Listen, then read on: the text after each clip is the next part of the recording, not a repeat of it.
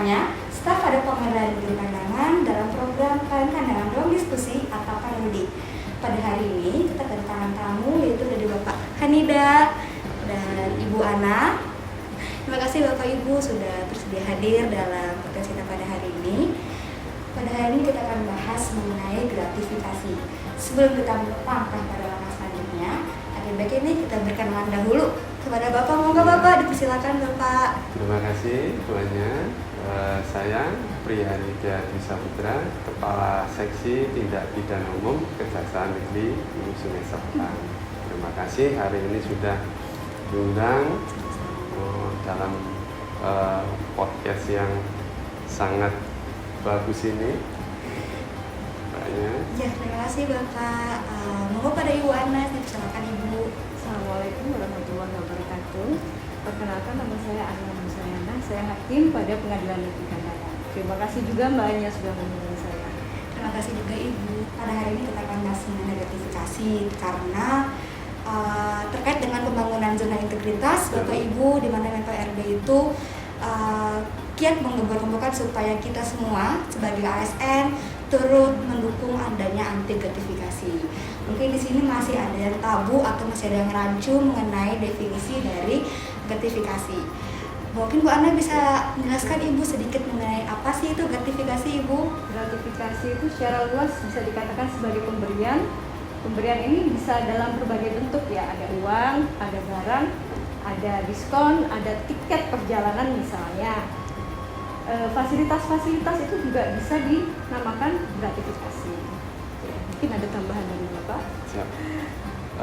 Untuk gratifikasi memang secara terminologinya itu memang diatur dan dijelaskan di pasal 12 huruf B ayat 1 Undang-Undang nomor 31 tahun 99 junto Undang-Undang nomor 20 tahun 2021 tentang pemberantasan tindak pidana korupsi.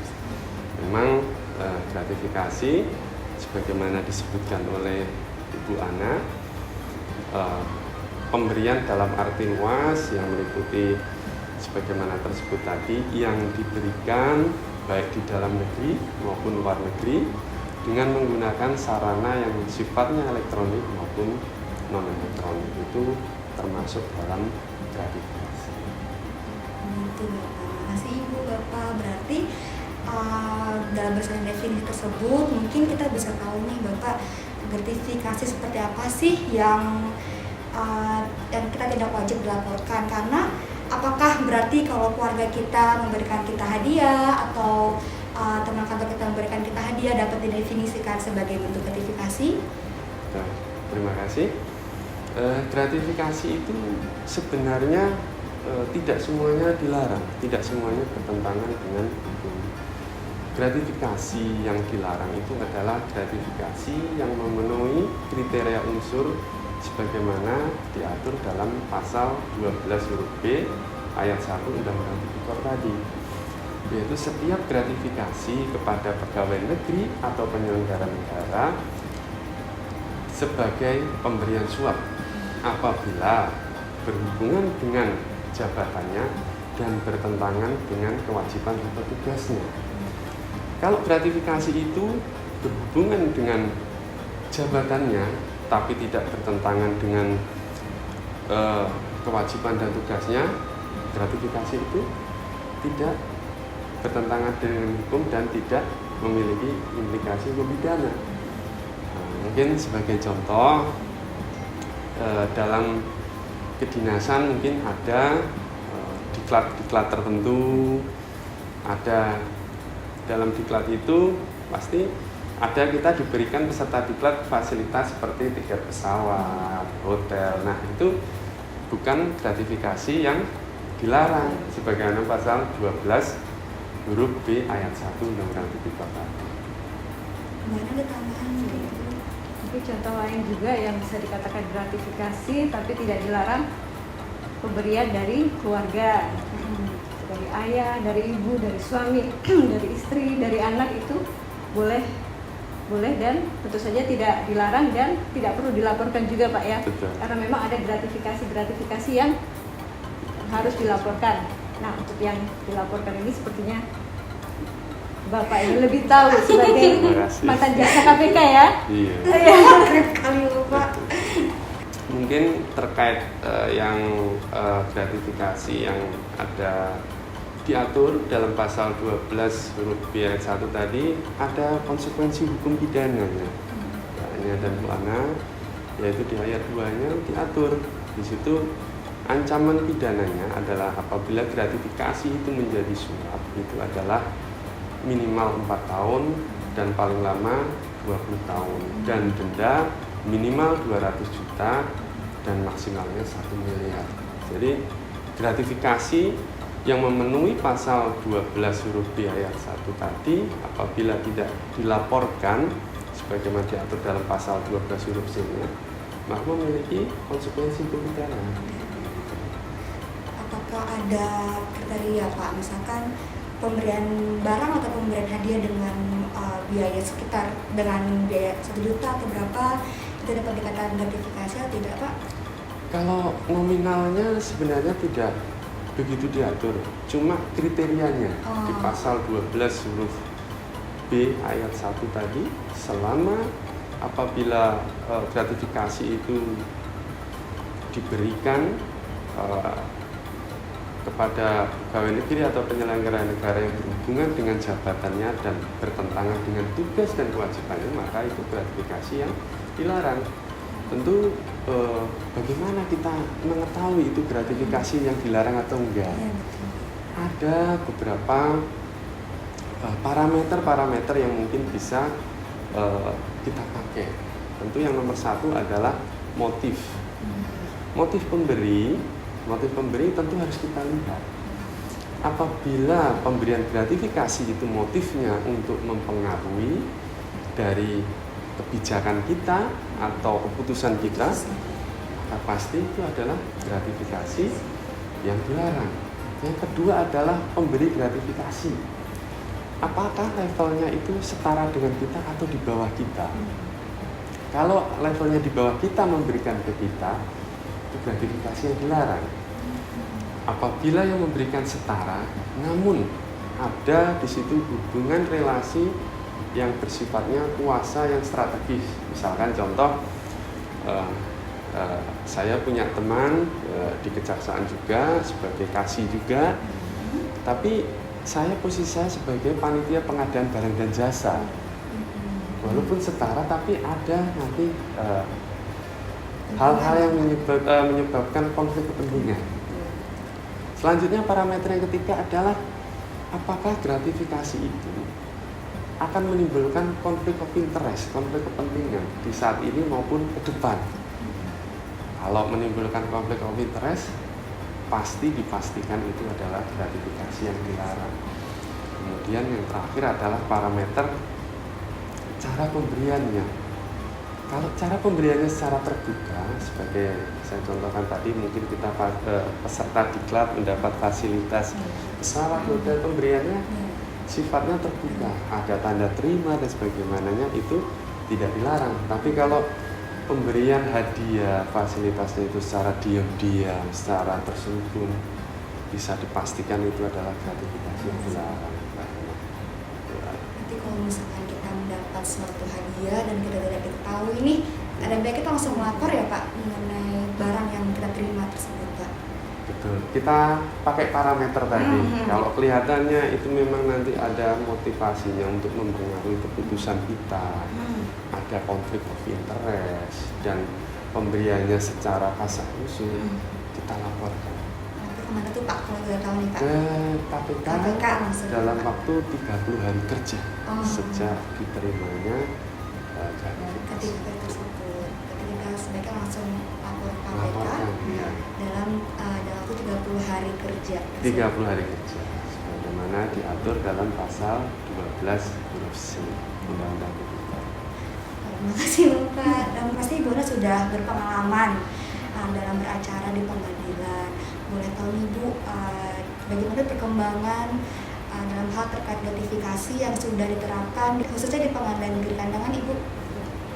Untuk Pengadilan Negeri Kandangan sejak tahun 2017 setelah mencanangkan pembangunan zona integritas, dan sejak itu telah melakukan upaya-upaya yang tentu saja kaitannya untuk memberantas korupsi. Contohnya adalah, ini kebetulan karena narasumber kita adalah dari Kejaksaan Negeri Kandangan juga, jadi apabila dulu, contohnya dulu ketika penuntut umum atau jaksa itu akan melimpahkan berkas perkara, dulu mereka bisa langsung masuk dan bertemu dengan panitera muda pidana. Kalau sekarang tentu saja tidak bisa, karena sekarang kita sudah menerapkan PTSP atau pelayanan terpadu satu pintu. Jadi cukup di situ berkas diterima oleh kepanitraan muda pidana, staf kepanitraan muda pidana. Selain itu Bu, mungkin adanya ruang steril atau bagaimana? Ya, di Pengadilan Negeri Kandangan juga sudah diterapkan ruang steril. Jadi yang seperti saya bilang tadi, bisa masuk begitu saja ke gedung Pengadilan Negeri Kandangan, sekarang tidak bisa lagi.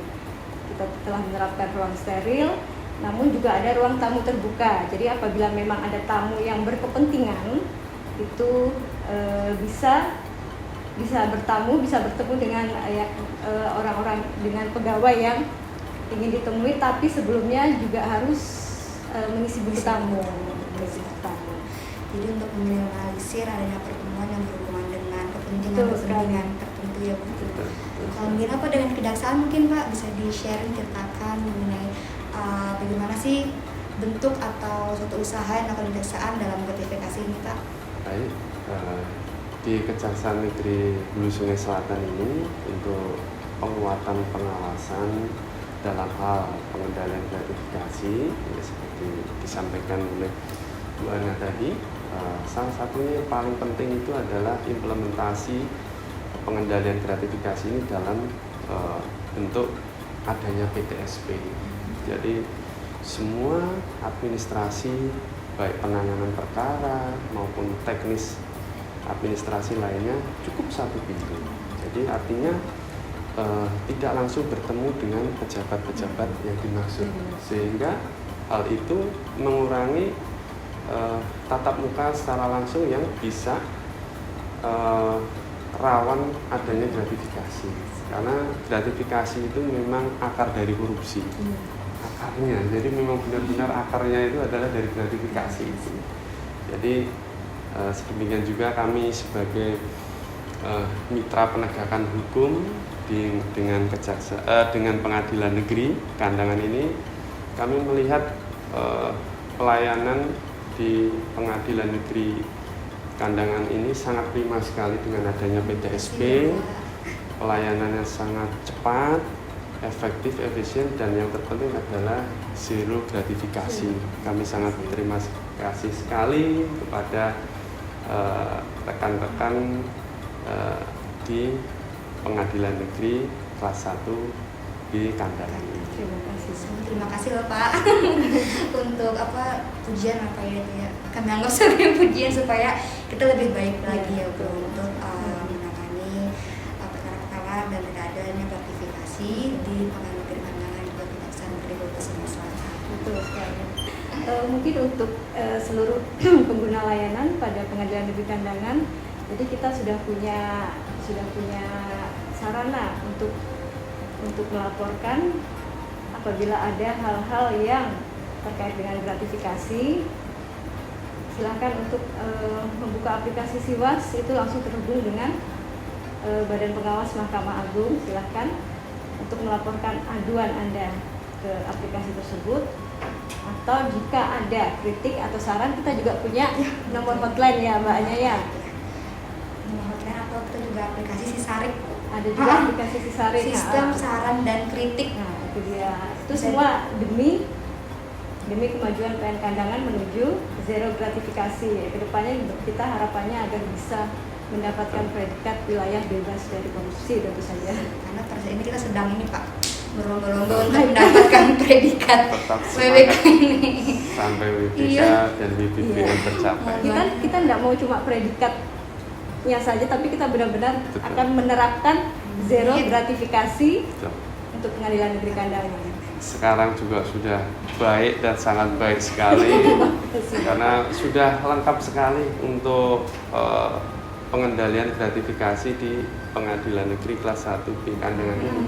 sudah banyak, saya lihat tadi baru mau masuk itu public campaign dalam bentuk banner-banner anti gratifikasi dan sebagaimana. Terus untuk implementasi pengendalian gratifikasi sudah ada PTSP, ada zona hijau, zona merah untuk bisa bertamu. Saya kira sudah cukup dan sudah memenuhi kriteria di bab 5 tentang penguatan pengawasan terkait zona integritas, wilayah bebas korupsi, dan wilayah birokrasi bersih dan melayani sebagaimana diatur dalam Permen RT nomor 10 tahun 2019. Sudah mantap. Terima kasih loh Bapak.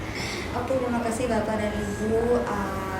Semoga dengan adanya rencana adanya pembangunan zona integritas terkhusus anti gratifikasi ini diharapkan semua pejabat negara ataupun ASN diharapkan supaya tidak lagi menerima hal-hal yang berbau suap, gratifikasi ataupun korupsi, karena hal itu tidak saja merugikan instansi tapi juga merugikan negara, supaya negara itu lebih maju lagi, supaya semua ASN dapat lebih bersih lagi dalam menangani atau dalam melakukan kewajibannya sebagai aparatur sipil negara. Terima kasih Bapak Hanidan dan Ibu Ana untuk kesempatan sharing-sharing mengenai gratifikasi ini. Dan kita juga sudah menjalankan ibadah puasa Bapak Ibu. Semoga dilancarkan ibadah puasanya hari ini dan semoga kedepannya kerjasama antara Pengadilan Negeri Kandangan dan Kejaksaan Negeri Hulu Sulawesi Selatan dapat bekerjasama dengan baik. Sekian podcast kita pada hari ini. Selalu terima dimanapun kita berada. Sehat selalu dan tetap jaga protokol kesehatan.